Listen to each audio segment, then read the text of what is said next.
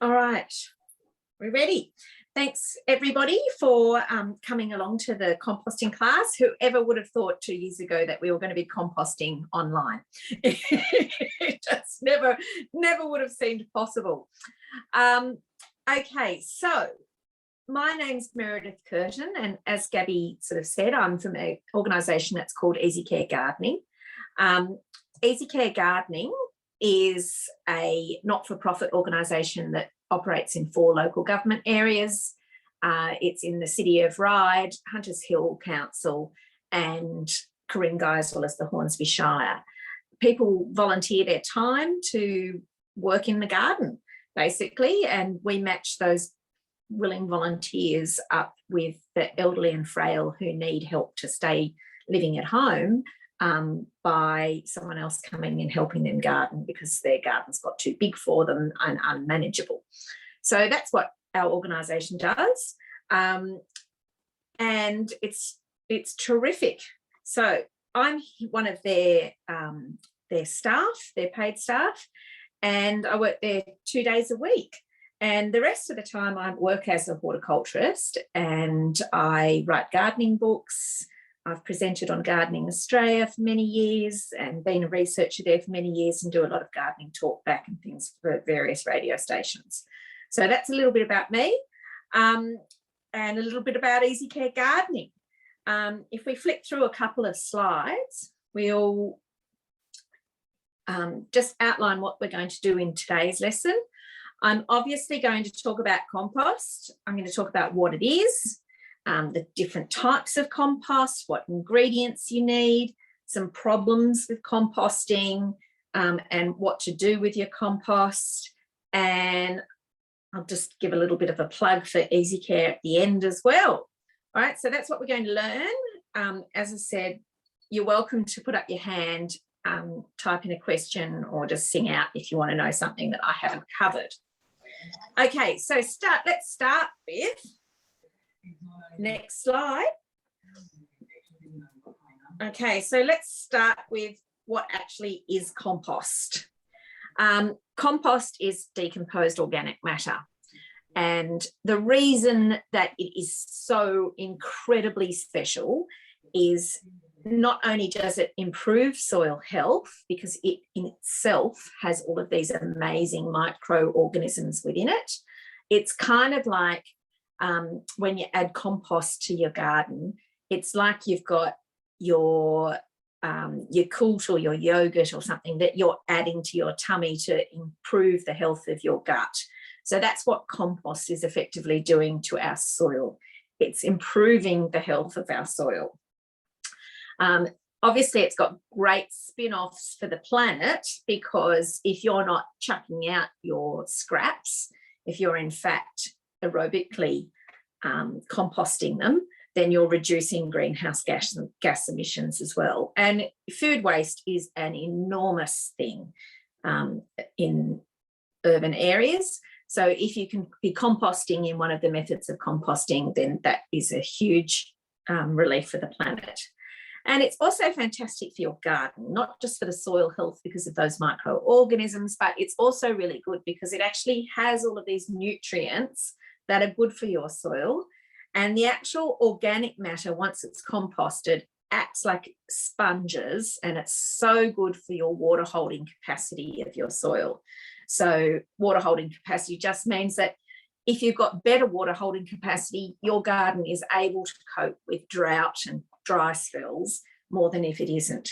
So pretty much the answer to every gardening question is add more organic matter to the soil or use compost. If in doubt, revert to the first question. Use more compost is the answer.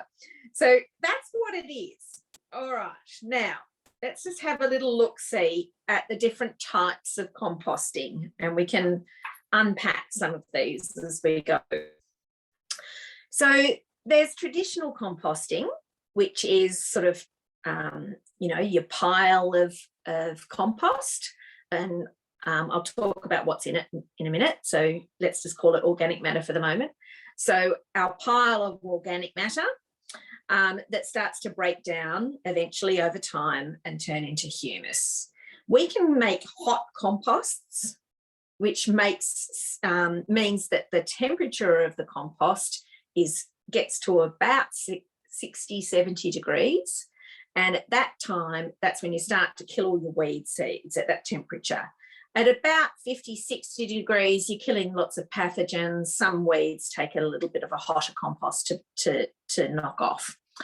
So that's what's called hot composting. Cold composting is just your standard pile. And then we've got things like trench composting, which is basically digging a hole and burying it. And trench composting can be anaerobic or can be aerobic, depending on how deep the hole is. So just to talk about what the difference is between anaerobic and aerobic. If we're trying to compost so that we're reducing our greenhouse gas emissions, then we would want to be doing as much aerobic composting as possible. Now, when you bury something very deep, it becomes anaerobic as it breaks down because it doesn't have the access to the air, to the oxygen. Now, when that's a problem, if you're sending your compost to a waste transfer centre facilitator, your green waste, to bury in the ground, because if it's in general rubbish and it's buried in the ground, it will produce methane and other greenhouse gases. If you're composting it, so if you're sending it to a waste transfer centre, your green matter, and they're actually composting it by putting it in piles and turning it, etc., then they will be hot composting it. It will break down those weed seeds, it'll break down the pathogens, and it will be an aerobic form of composting. All right. Then there's also using other organisms to help us break down the organic matter into nutrients and compost. So the most common ways of doing this are by using worm farms, or there's either also another type of farm that you can get or you can make yourselves, which are called black soldier fly larvae farms. And they also are a composting organism, and they will eat through your organic matter, and as the larvae chomp through it, and then they'll turn into pupa and they'll drop out the bottom. And often people that have chickens like to use the black soldier fly larvae, because they're like M&Ms for chickens kind of thing. They're like the most delicious treat. So then there's also your worm farm kind of setups. Now you can make these yourself, of course, or you can actually buy them. And I guess the problems with worm farms are that worms need a certain type of environment to live. So they can't be too wet, they can't be too cold, they can't have too much sun, they need it just right. And they also, because they're a real life animal, they need to be fed regularly. You can't just feed them when you happen to think of it once every 6 months and expect them to still be alive. They actually need to be tended. So that's a couple of extra types of composting. And then there's also something called a bokashi bucket, or they go by various other trade names as well.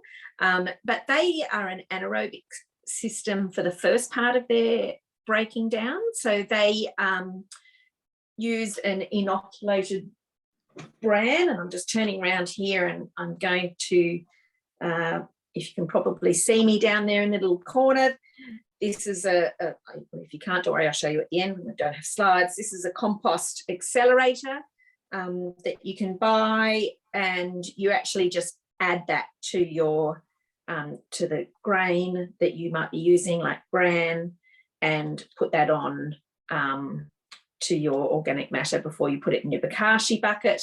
And you need a 2-bucket system if you're going to do that, and I'll talk a little bit more about those as well. They have their problems because you need 2 buckets to work, and you also need to bury it for the final phase of composting, and it can become quite acidic. All right, so let's just go back to our traditional type for a moment. We've got this slide here that shows delicious ingredients for compost. And you can see there's a big sloppy poo there as a number one ingredient. There's some fabulous vegetable scraps. There's some green weeds and other plant prunings and grass clippings and things in a compost bin. And then there's also some dry leaves there. Now, 30 to 1, it says at the top. So what does 30 to 1 mean?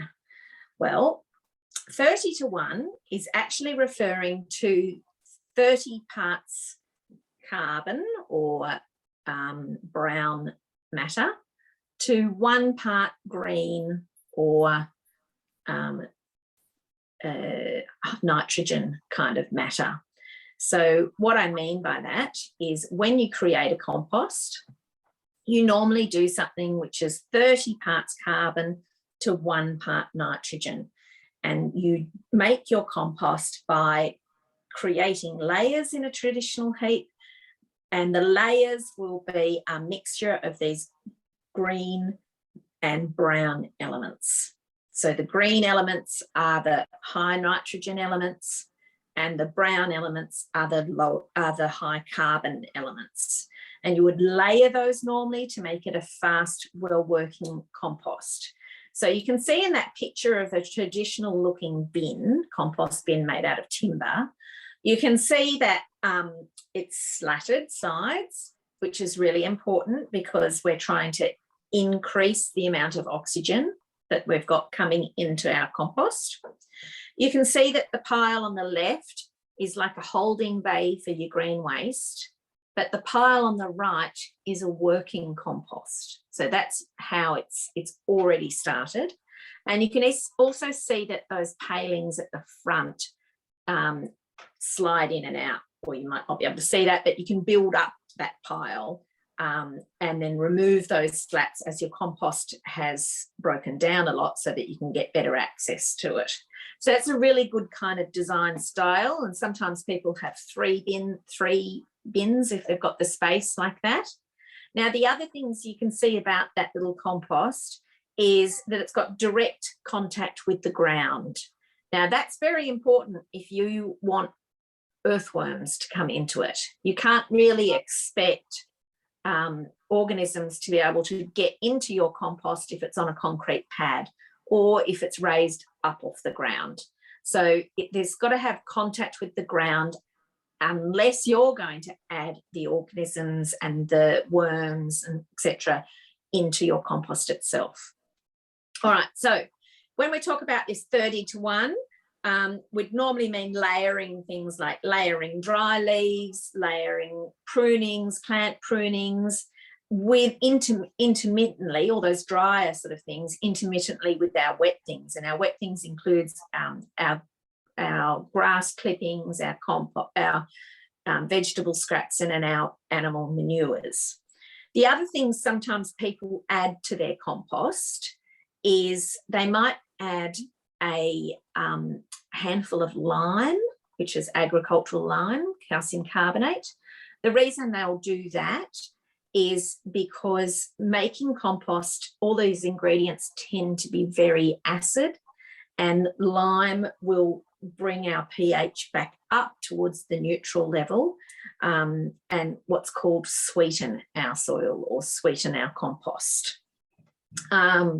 Okay, so when you've got a pile like that, you could just set it and forget it then with those layers, moisten it down because it needs to be moist and it needs the air, and then just set and forget it and let nature take its course.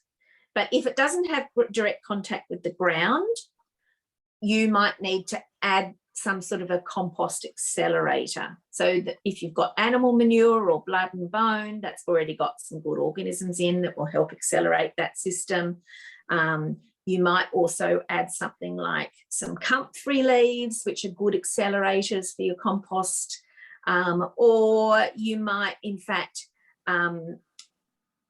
find a friend that's got a really good compost and put a couple of handfuls of theirs into your system, so that you're inoculating yours, just like you would with, I don't know, sourdough starter or something like that. So you can kind of get somebody else's good stuff and add it to yours, and it will continue to grow and expand in your compost. All right. Now, if you're going to make a hot pile, then you would instead need to ramp up the oxygen and ramp up the moisture.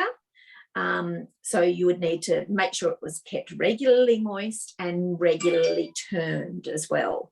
And that will make once a week turning or using one of those compost twister spirals will actually increase the amount of oxygen that's getting all into the pile and increase the heat that your compost is generating. Okay, if you're going to use a tumbler system that obviously doesn't have any access to the ground, I'd say two things about the tumbler systems. One is the ones that go bang, bang and sort of tilt on their axis through the middle and tumble from one heavy end to another do tend to break after a short amount of time. They're not engineered to have the wet compost in and a big load of it in there. The good thing about them is they do, if you don't overfill it, they will work, and they will work very quickly. So your compost will break down in a couple of months, as opposed to maybe 3 or 4 months if you haven't turned your compost. So it will speed things up very well.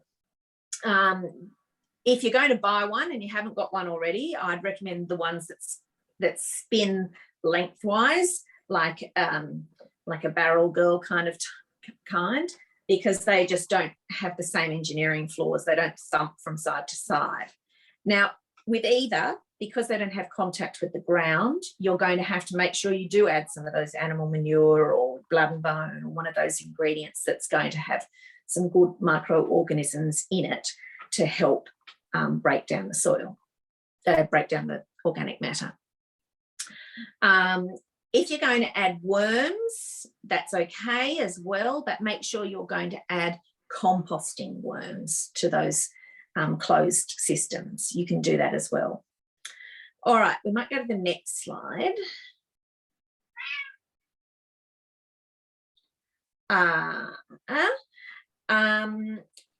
If you've got lots of organic matter, because it might be you've had a huge working bee and you've got masses of weeds, or it's autumn and you've got all of your autumn leaves, or perhaps you've pruned lots of the hedges and you end up with heaps and heaps of organic matter.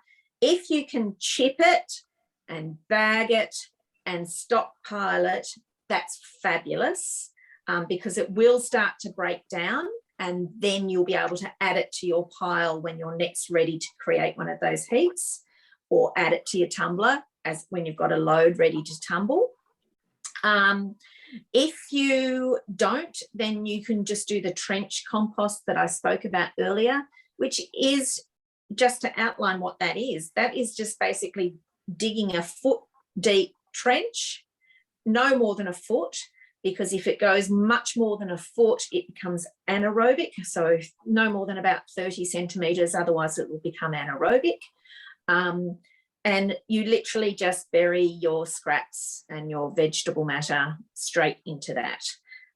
You do a long trench, and as you finish that metre, cover it back over with soil and dig another trench beside it.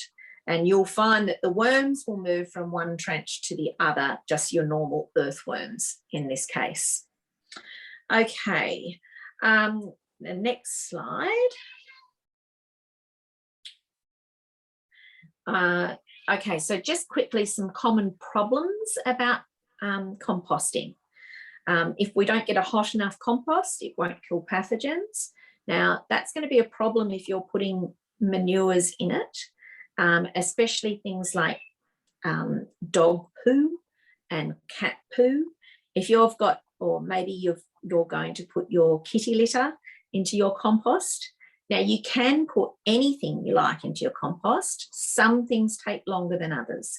So some people will tell you can't put oranges in and you can't put lemon peel and things. And you can't put onions in it. You can. They just take longer to break down. You can also put kitty litter and stuff in it, but bear in mind, if you don't have a very hot compost, those pathogens won't die.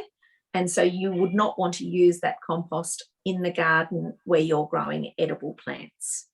So you'll need to segregate that. But if you don't have a veggie garden, or you're not growing edible plants and you're just sticking the compost in around ornamentals, then there's absolutely no problem with it at all. Those pet poos make wonderful fertilizer. So with the weeds, the same thing. If we don't get our compost hot enough and we've got seeds and other things like weed bulbs that might regenerate, then you've got to have a hot compost. Otherwise, they're going to be a problem. If you aren't confident in the amount that you can turn your compost and get it to be nice and hot, then leave them out. A big problem with composts is that they do attract rodents and other vermin. So, mice and rats and things like that you might get. So you need to make sure that that's as secure as possible by keeping it in a, if you're in a problem where you're going to get those things, then keep it in a compost tumbler or a hungry bin, which is like a worm farm that looks like a giant garbage bin. Or you could try partially breaking it down in like an old Otto bin or an old garbage bin, and treating it when you throw that sort of stuff into it, treating it with this Bokashi compost accelerator, especially if you've got kitty litter that you're putting in. I'd spray that with the Bokashi accelerator before you close the bin lid and let it sit there for a couple of weeks, starting that anaerobic breaking down process before you then added it to your regular compost. And that will help with certainly not having any sort of fresh ingredients, for want of a better term, in your compost heap that will help with the vermin. One of the things people get frustrated with, I think, when compost breaks down is that there are a lot of insects. So you will get garden cockroaches and other invertebrates. They're part of that microbial activity and part of that breaking down your compost. You'll also get fungal gnats, which are most commonly known for flying over and hovering in your fruit bowl. They feed on dead and dying organic matter, so they'll be in there as well. As I mentioned before, another problem can be that your compost becomes too acid. In that case, always sweeten it with a handful of lime, or it could become too wet or too dry and therefore not start working as much. So they're the biggest things, or you're not just turning it enough and it's not getting enough air. They're the biggest problems with your compost. All right, what's the next slide? What are we up to now? Okay, Charles Darwin, he did a huge study on on earthworms. And he said quite a lot. He said, it may be doubted whether there are any animals which have played so important a part in the history of the world as these lowly organised creatures, referring to earthworms. He also said that there is no fertile soil on earth that hasn't been through the body of a worm. So if you haven't got a worm farm, I really suggest trying to set one up yourself or buy a fabulous worm kit.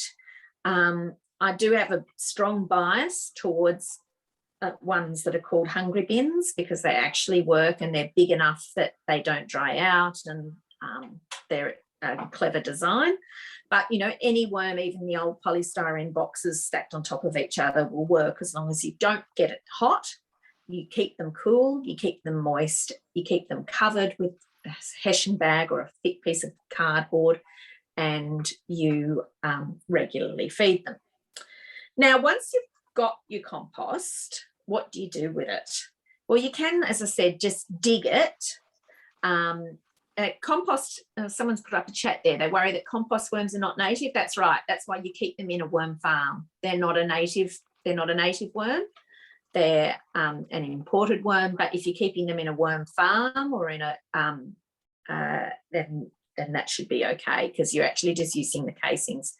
And they don't survive actually outside. They're not as resilient as a normal garden worm. Once you do have your compost made, then what do you do with it? Okay, so you don't need to dig it into soil. You can just layer it on the top and let your earthworms do the digging for you. They're like the plows of the garden, and they will dig it in and take the nutrients where it needs to go. If you want to dig it through, if you've got like a vegetable garden or something like that, it's a cultivated area, you might want to dig it in. Again, because it's organic matter, don't dig it in too deep, because we don't want our organic matter to start continually breaking down and turning anaerobic by digging it in too deep. So just dig it in lightly through the surface. If you're worried that your compost was not hot enough and it might have weeds in it, you can make compost tea. So that's just getting a hessian bag and filling up the hessian bag with your compost and tying it, and then soaking that in a bucket like a giant tea bag, or in a plastic bin, something like that, and soaking it there. And once it's become the colour of tea, then you can actually use that compost tea to water on your plants, and that is a lovely fertilizer. And it's also not just adding nutrient, but again, it's adding those wonderful microorganisms that soil needs to thrive. So it's still getting that in there.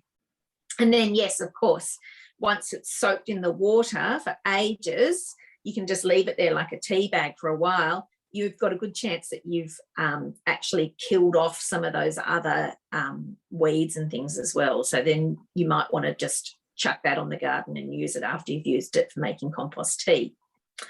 So there are a few of the things. If you've got a sick looking plant, one of the things I think is great to do is use some wormweed or some compost tea on it first and see how much that will really help. By giving it those great microorganisms that it needs, it will be able to help itself a lot more and survive.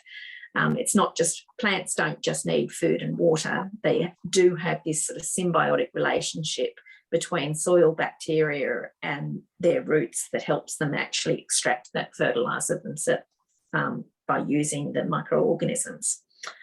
All right. Now,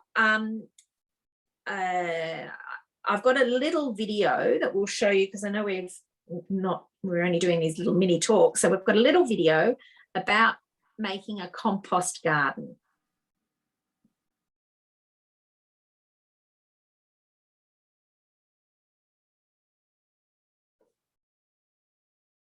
Let's hope, Gabby, can get it to work.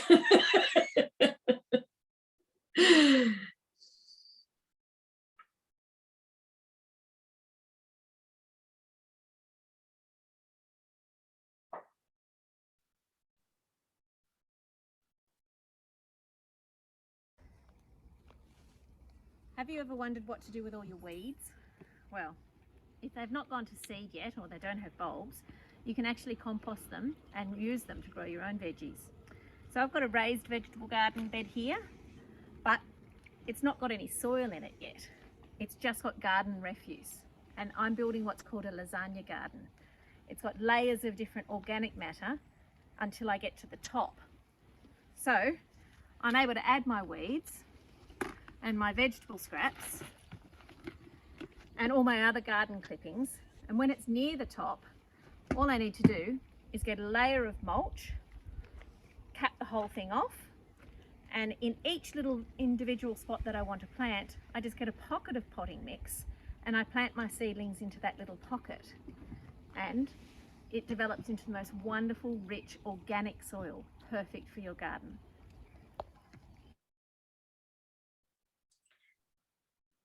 Okay, so that particular garden bed, I have 4 garden beds like that. That's my place. And I fill one up every year with everything I cut back in winter. So when I do a big garden cutback, it all goes into a spare one of those. And like I said, cap the whole lot off with some mushroom compost or some mulch of other sorts, sugarcane mulch, anything like that. And then I just plant into those pockets. Now, that whole full to the gug garden bed will grow a whole season of vegetables absolutely magnificently in them.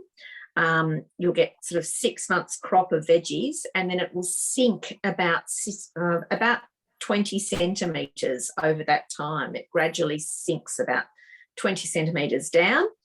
And then if you want, you can plant your next season of vegetables in it, because there's 2 seasons of vegetables. There's the warm seasons and the cool season veggies, so you can get away with another one. And meanwhile, I work on one of my other 4 beds, filling it up with garden refuse. So I just keep one there as basically a big empty, well, not empty, but an ongoing pile. And once it reaches the top, I'm ready to start using it as a garden bed. And gradually over the season, it shrinks. And after about a year, 18 months, it's back to being my empty bed, ready to get, or virtually empty bed, ready to get filled with compost again. Now, I find that a really simple way of growing veggies, but not everyone wants to raise garden bed as a veggie bed. Now, you can also get things like, I think they're called veggie pods, that are like an in-ground composting system. You can also make your own by doing things like putting PVC pipe with holes down the sides that you drill into it, and just burying that in the garden and putting the plumber's cap that matches the PVC pipe at the top. And you can literally just keep on putting it. It's a good way of keeping the soil contact with the compost and the nutrients, but keeping the rodents out. So you can just make these little compost, well, I like incinerators really, but they're in garden ones. So they're another little system. Now, how wide are the PVC pipes? Well, you can get the PVC pipes, they're about 150, 160 millimeters across, and they've got a matching top, just like a plastic down pipe, really. And they work a treat. Has anyone got any questions I haven't covered? Because I'm conscious of getting to all of you with your questions as well. No? No? If in doubt, you can always email. If there's something you've missed, you can always email either Gabby, or you can email Easy Care Gardening, and I'm happy to. Easy Care Gardening is .org.au, and I'm happy to answer your questions if you've got any later that you didn't want to share online. Gina Aaron has a question. Yeah. Oh yeah, sorry, I missed it. My name is James. Right, James. Yeah, my question is, I actually have conventional 2 timber bin compost. Yeah. And also I have a black plastic one with a cap lid in it. Right, a black plastic one with a tap. So one's that like a Bokashi bucket, almost like a closed system. It's closed system, but the bottom is open. The bottom is open. Oh, yeah. I know what you. So the bottom just sits on the ground. Yes, in the backyard. Okay, so yes, so they were very popular a little while ago, probably about 20 years ago. The problem with those is they're kind of more like holding bays. They're not really like compost bins. They are sold as compost bins, and you do put your organic matter into them, and they will slowly break down and keep the rodents out, but they won't make a hot compost because you're not turning it and you're not adding all the things, the layers and things as you go. It's kind of more random that you've just stockpiling this stuff in one of those bins. So if I was you, I would use your traditional wooden one, the 2 bin kind of system. I would make that your hot compost bin and layer it properly using the things out of your plastic storage bin, if you like, right? So when you're ready to make your compost, you can empty your storage bin, put in some grass clippings in between, add a few handfuls of blood and bone, you know, add some comfrey if you've got some comfrey. I actually grow comfrey around my compost bin, which is one of those bin systems. So I've always got leaves there on hand to chuck in and create the layers, and then you'll end up with a hot compost. Does that make sense? Yeah, I mean, that actually makes perfect sense for me. What I actually have done, like, you produce, food scrap every day. Mm-hmm. You also get, I've got 2 cats. Yep. So I get to clear, the cat litter. Yep. I normally put that in the closed plastic compost. Yep. And just store it for a while, Mm-hmm. and then empty it onto the conventional timber compost bin. But when I do that, I forgot to mix with the layers. Like you explained to me, that's Yes. when I need to make the layers, right? That's right. That's when you actually need to make your compost. So it's not it goes from being just a pile of organic matter to being a compost, that you're making those layers, that you're putting in the leaves, the grass clippings, the, like I said, the blood and bone, all of those things that you, and also your if you've got vegetable scraps, of course, you can add them as a layer at that point in time. Yeah. For my, the plastic bin, because I actually put in a food scrap every day, Yes. it actually goes quite anaerobic in time. Yes. I actually tend to put some cardboard or egg cartoons and things like that to mix with carbon contents. Yeah, to add some carbon into it. Yeah, some shredded Is that newspaper is good, or shredded isn't paper. that isn't that the actual composting?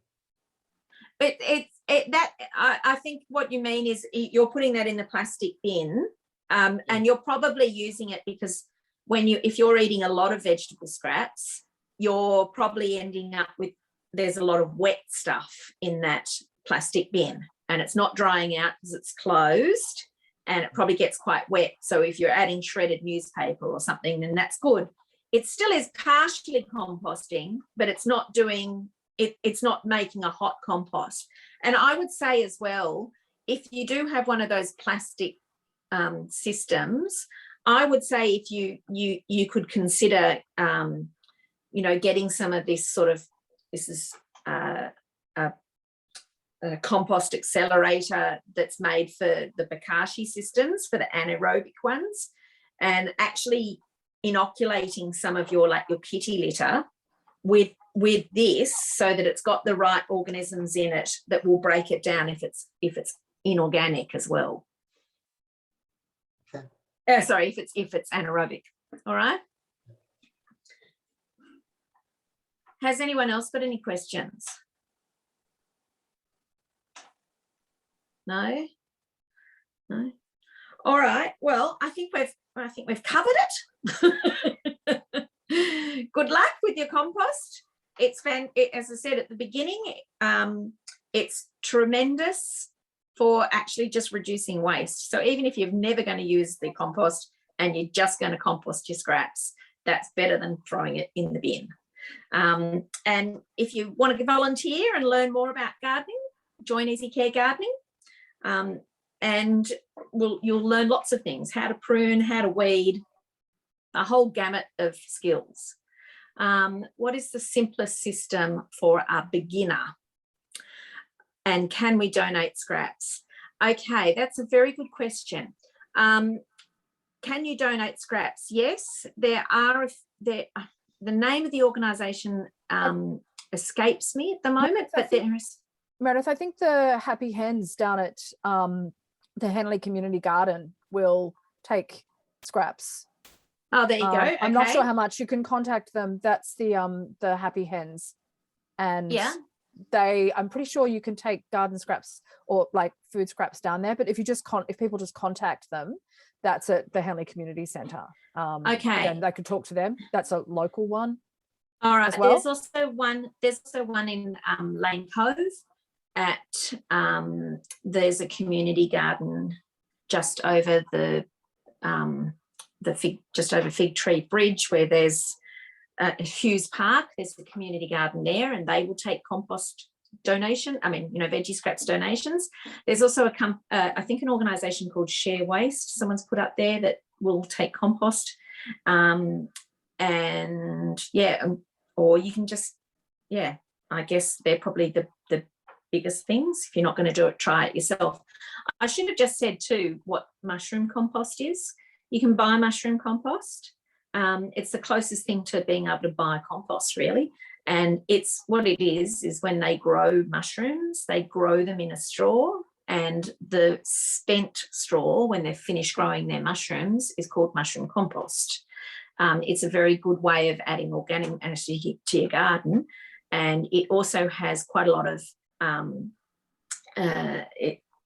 most compost is acidic, as I mentioned, but it's got quite a lot of alkaline components in it as well.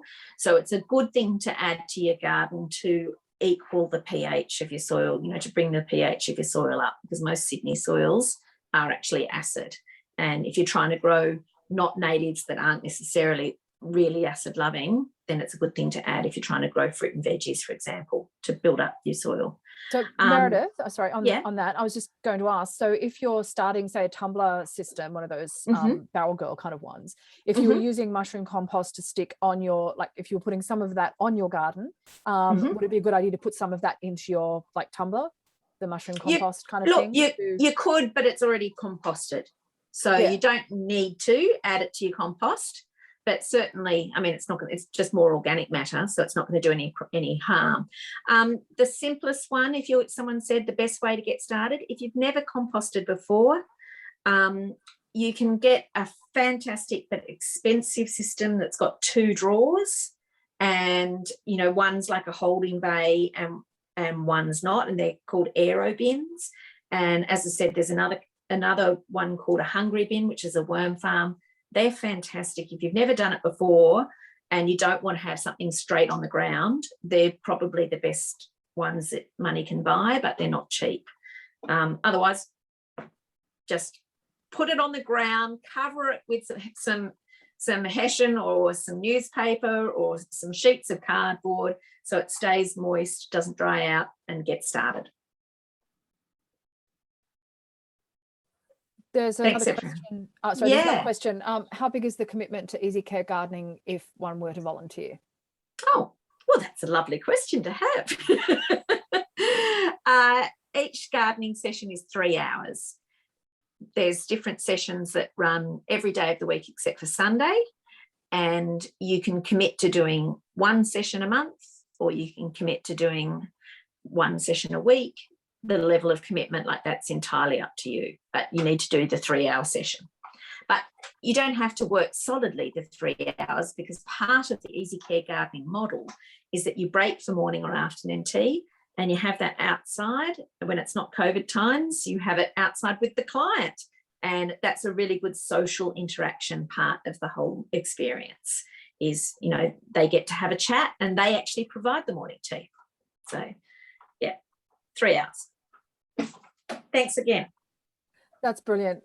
Thank you so much, Meredith, for doing this workshop for us, and also everyone for joining in. Don't forget, there's a couple more coming up. So we've got the making kokedama balls workshop. I think there's a couple of places still left for that. So if you check www.huntershill.nsw.gov.au/events. So go to the Hunters Hill website /events. You can sign up for those. There'll be kits that will be delivered.